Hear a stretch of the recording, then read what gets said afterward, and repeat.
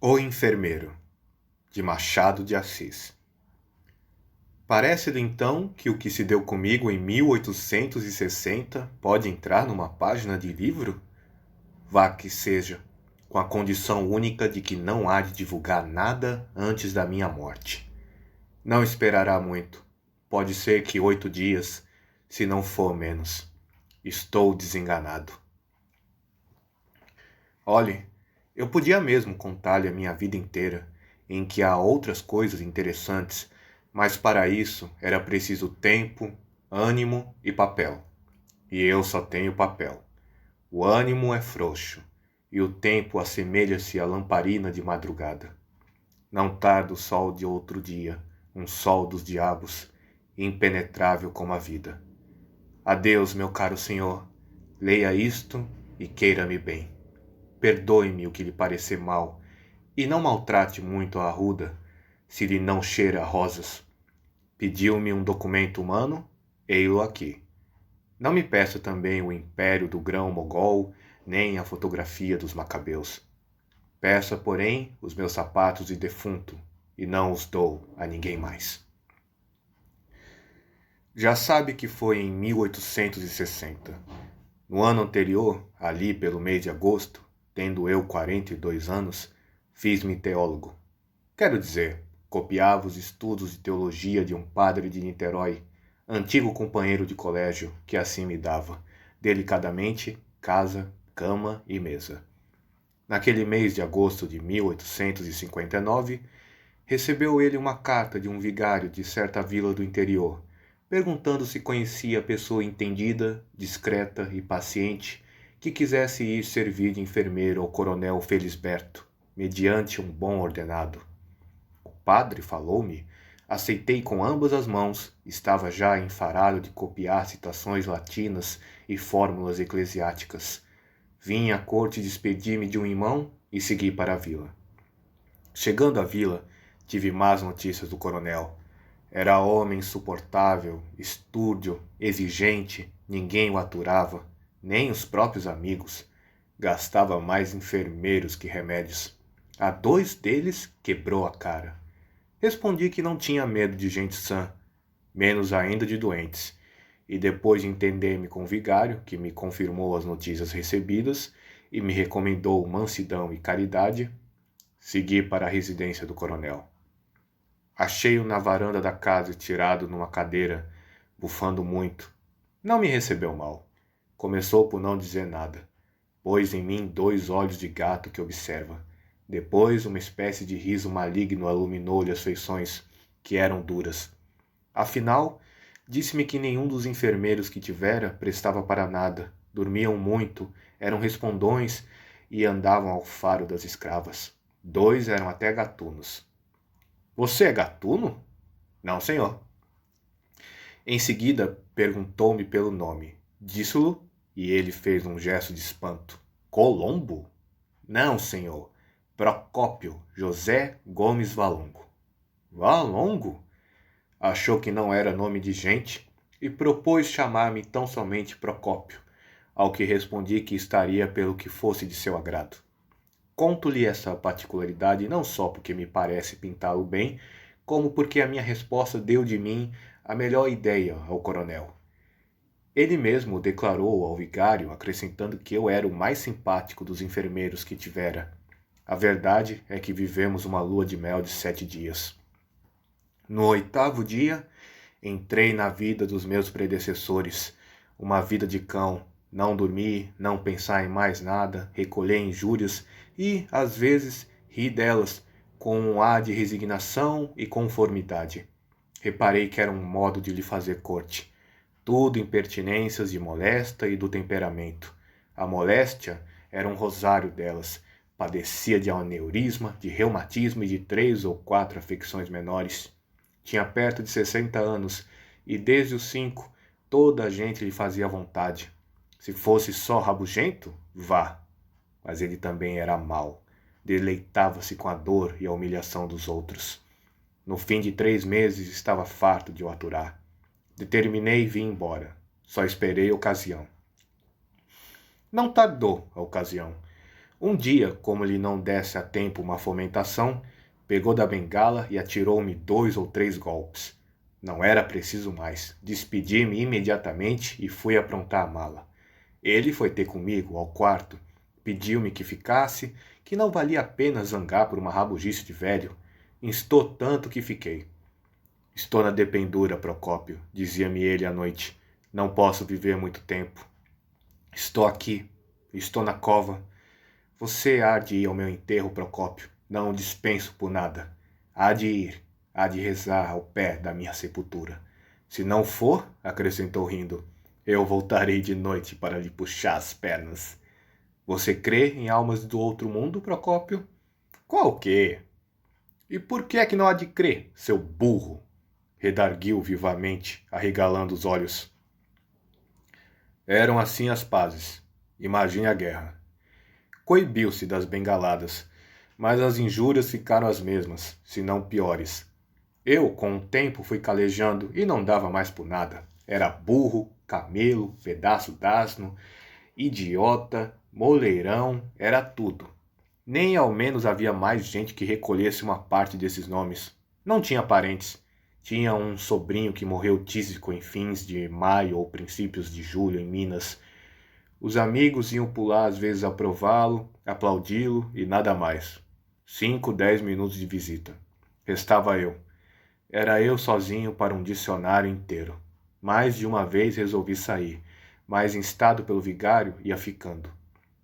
Não só as relações foram se tornando melindrosas, mas eu estava ansioso por tornar a corte.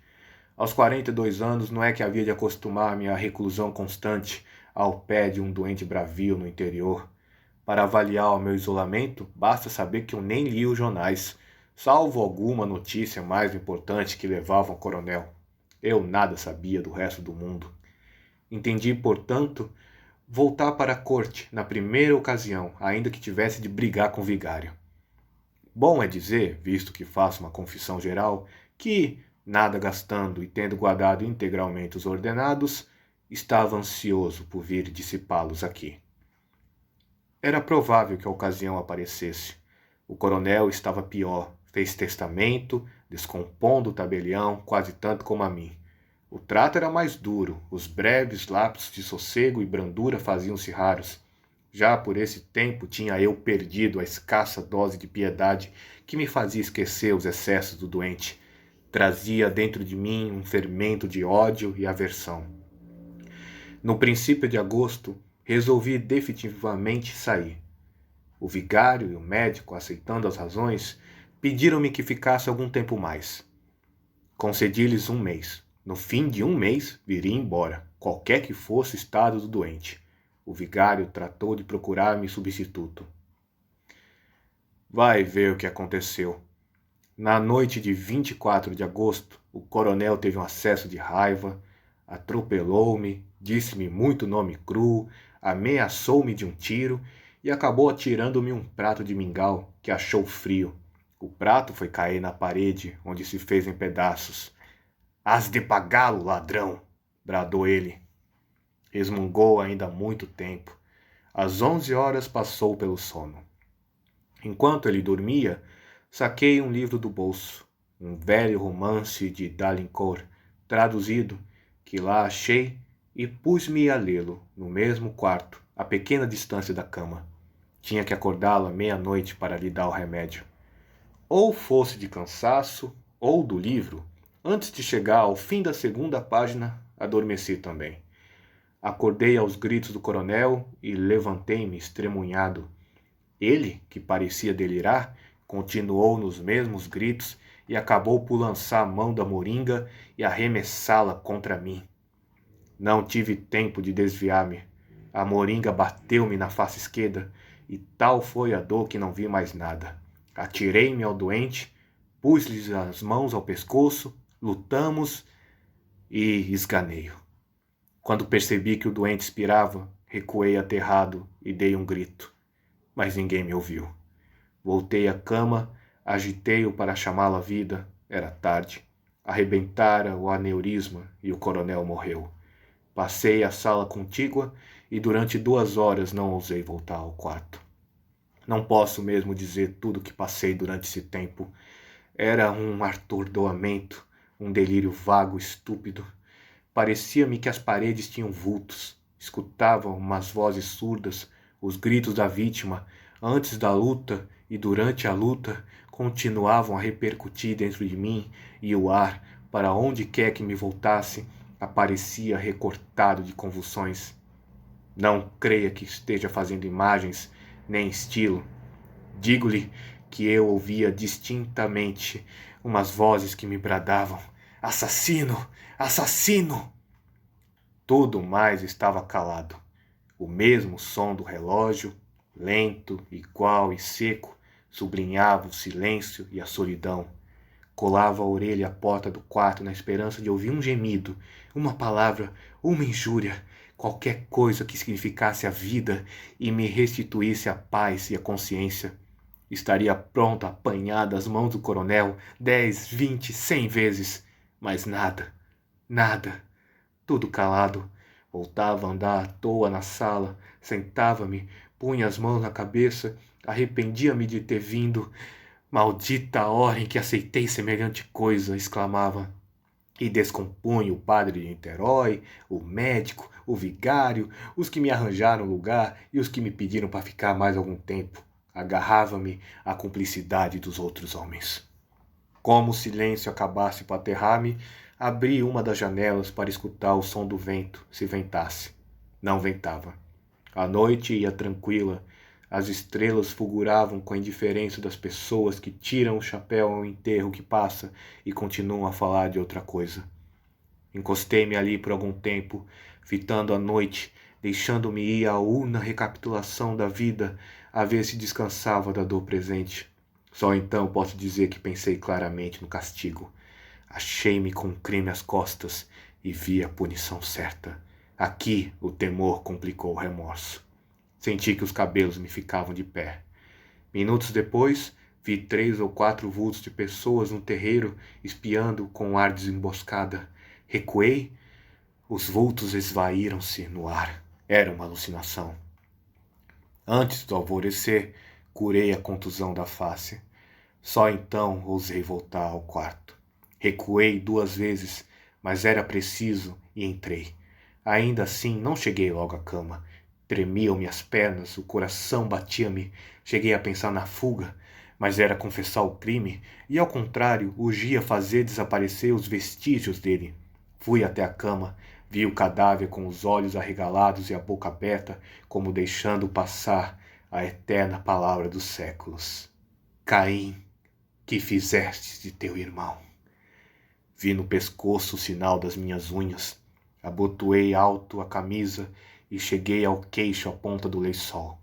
Em seguida, chamei um escravo, disse-lhe que o coronel amanhecera morto. Mandei recado ao vigário e ao médico.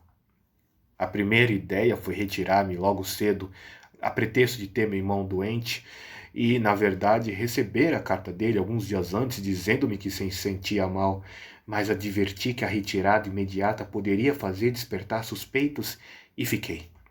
Eu mesmo amortalhei o cadáver com o auxílio de um preto velho e míope.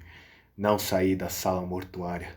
Tinha medo de que descobrissem alguma coisa. Queria ver no rosto dos outros se desconfiavam, mas não ousava fitar ninguém. Tudo me dava impaciências, os passos de ladrão com que entravam na sala, os cochichos, as cerimônias e as rezas do vigário. Vindo a hora, fechei o caixão, com as mãos trêmulas, tão trêmulas que uma pessoa que reparou nelas disse a outra com piedade: coitado do Procópio, apesar do que padeceu, está muito sentido. Pareceu-me ironia. Estava ansioso por ver tudo acabado. Saímos à rua. A passagem da meia escuridão da casa para a claridade da rua deu-me grande abalo. Receei que fosse então impossível ocultar o crime. Meti os olhos no chão e fui andando. Quando tudo acabou, respirei. Estava em paz com os homens. Não estava com a consciência, e as primeiras noites foram naturalmente de desassossego e aflição. Não é preciso dizer que vim logo para o Rio de Janeiro, nem que vivia aqui aterrado, embora longe do crime. Não ria, falava pouco, mal comia, tinha alucinações, pesadelos. Deixa lá o outro que morreu, diziam-me. Não é caso para tanta melancolia. E eu aproveitava a ilusão, fazendo muitos elogios ao morto, chamando-lhe uma boa criatura, impertinente, é verdade, mas com um coração de ouro. E, elogiando, convencia-me também, ao menos por alguns instantes. Outro fenômeno interessante que talvez lhe possa aproveitar é que, não sendo religioso, mandei dizer uma missa pelo eterno descanso do coronel na Igreja do Sacramento. Não fiz convites, não disse nada a ninguém. Fui ouvi-la sozinho e estive de joelhos todo o tempo, persignando-me a miúdo. Dobrei a espórtula do padre e distribuí esmolas à porta, tudo por intenção do finado. Não queria embair os homens. A prova é que fui só. Para completar esse ponto, acrescentarei que nunca aludi ao coronel que não dissesse Deus lhe fale na alma, e contava dele algumas anedotas, alegres, rompantes e engraçados. 7 dias depois de chegar ao Rio de Janeiro, recebi a carta do vigário que lhe mostrei, dizendo-me que fora achado o testamento do coronel e que eu era o herdeiro universal. Imagine o meu pasmo. Pareceu-me que lia mal. Fui a meu irmão, fui aos amigos, todos leram a mesma coisa. Estava escrito: era eu o herdeiro universal do coronel. Cheguei a supor que fosse uma cilada, mas adverti logo que havia outros meios de capturar-me se o crime estivesse descoberto. Demais, eu conhecia a probidade do vigário, que não se prestaria a ser instrumento. Reli a carta 5, 10, muitas vezes. Lá estava a notícia. Quanto tinha ele? Perguntava-me meu irmão. Não sei, mas era rico.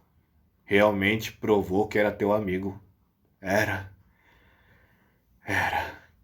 Assim, por uma ironia da sorte, os bens do coronel vinham parar às minhas mãos. Cogitei em recusar a herança. Parecia-me odioso receber um vintém do tal espólio. Era pior do que fazer-me esbirro alugado. Pensei nisso 3 dias e esbarrava sempre na consideração de que a recusa podia fazer desconfiar alguma coisa. No fim dos 3 dias, assentei no meio termo. Receberia a herança e daria toda aos bocados e às escondidas. Não era só escrúpulo, era também um modo de resgatar o crime por um ato de virtude.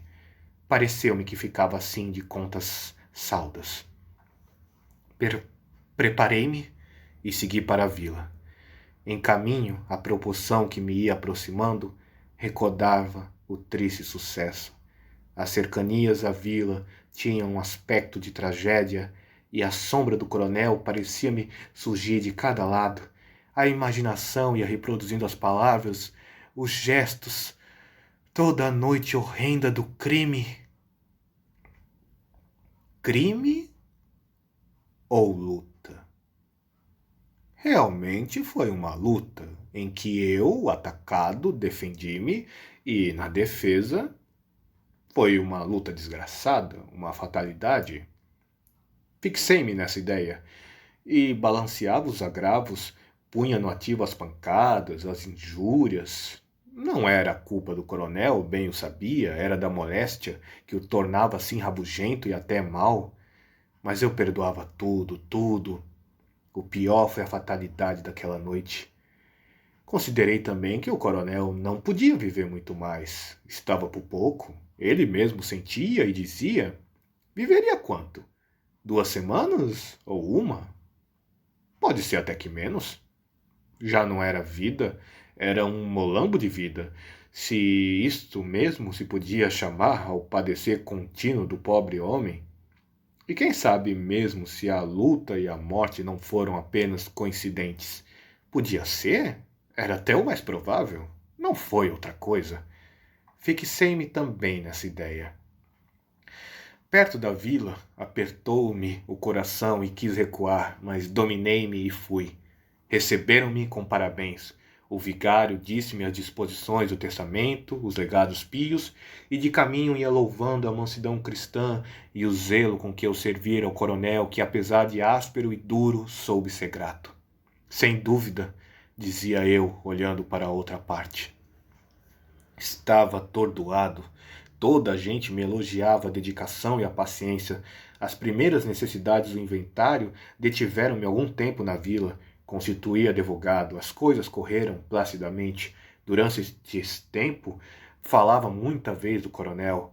Vinham-me contar coisas deles, mas sem a moderação do padre. Eu defendia-o, apontava algumas virtudes, era austero. Qual austero? Já morreu, acabou, mas era o diabo. E referiu-me casos duros, ações perversas, algumas extraordinárias. Quer que lhe diga? Eu, a princípio, ia ouvindo, cheio de curiosidade. Depois entrou-me no coração um singular prazer que eu, sinceramente, buscava expelir. E defendia o coronel, explicava-o, atribuía alguma coisa às rivalidades locais. Confessava, sim, que era um pouco violento. Um pouco? Era uma cobra assanhada, interrompia-me o barbeiro. E todos, o coletor, o boticário, o escrivão, todos diziam a mesma coisa. E vinham outras anedotas, vinha toda a vida do defunto. Os velhos lembravam-se das crueldades dele em menino, e o prazer íntimo, calado, insidioso, crescia dentro de mim, espécie de tênia moral que, por mais que arrancasse aos pedaços, recompunha-se logo e ia ficando. As obrigações do inventário distraíram-me, e por outro lado, a opinião da vila era tão contrária ao coronel que a vista dos lugares foi perdendo para mim a afeição tenebrosa que a princípio achei neles. Entrando na posse da herança, convertia em títulos e dinheiro. Eram então passados muitos meses, e a ideia de distribuí-la toda em esmolas e donativos pios não me dominou como da primeira vez. Achei mesmo que era afetação. Restringi o plano primitivo. Distribuí alguma coisa aos pobres, dei à matriz da vila uns parramentos novos, fiz uma esmola à Santa Casa da Misericórdia, etc. Ao todo, 32 contos. Mandei também levantar um túmulo ao coronel, todo de mármore, obra de um napolitano que aqui esteve até 1866 e foi morrer, creio eu, no Paraguai. Os anos foram andando, a memória tornou-se cinzenta e desmaiada. Penso às vezes no coronel, mas sem os terrores dos primeiros dias. Todos os médicos a quem contei as moléstias dele foram acordes em que a morte era certa e só se admiravam de ter resistido tanto tempo. Pode ser que eu, involuntariamente, exagerasse a descrição que então lhes fiz, mas a verdade é que ele devia morrer, ainda que não fosse aquela fatalidade. Adeus, meu caro senhor. Se achar que esses apontamentos valem alguma coisa, pague-me também com um túmulo de mármore, ao qual dará por epitáfio esta emenda que faço aqui ao divino sermão da montanha. Bem-aventurados os que possuem, porque eles serão consolados.